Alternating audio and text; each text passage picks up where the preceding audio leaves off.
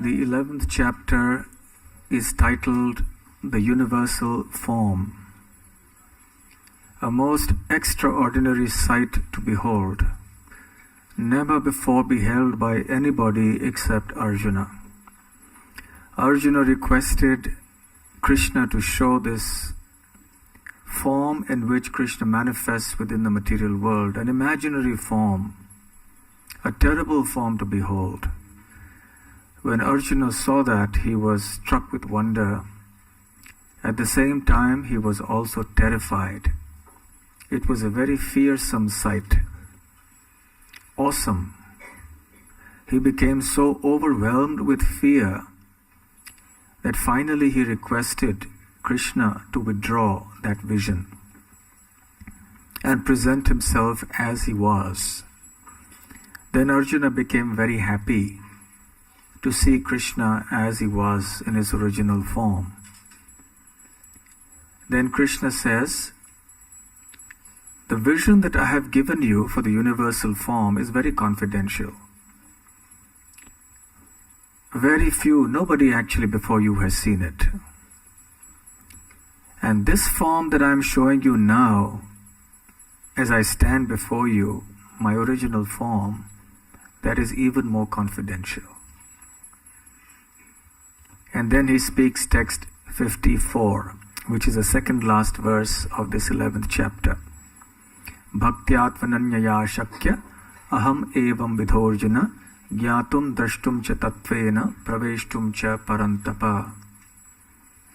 So what Lord Krishna is saying to Arjuna is that rare as the universal form may be, it is even rarer to have someone fortunate enough to be able to see Krishna's beautiful original two-armed form.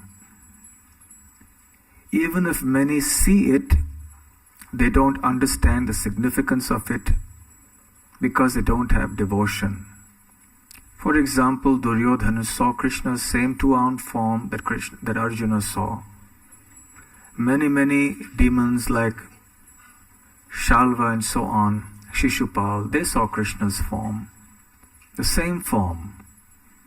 But because their heart did not have any devotion for Krishna, so seeing Krishna's beautiful form only increased their envy.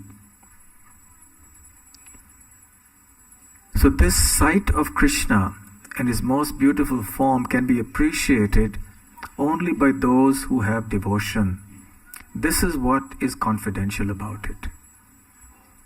So therefore Krishna says in this verse, it is only by undivided devotional service that you can understand me as I am standing before you, O Arjuna. By such devotion you will know me, and after knowing me you will see me, and then you will be able to enter into the mysteries of my understanding, which means we will eventually be able to enter into Krishna's abode. And all this will be possible simply by cultivating that spirit of devotion. So even though Krishna has displayed the universal form, but ultimately he gets down to the bottom line, that you have to develop love for me as I am standing before you, O Arjuna, not for the universal form. And we see here Radha Gokulananda happily receiving the arati, and this is the form to which our devotion should be transferred. Presently our devotion is engaged in many objects of this material world. Krishna consciousness means to transfer our devotion, our affection, our service to this most extraordinarily beautiful form of the Supreme Lord as he plays the flute and stands beside Srimati Radharani.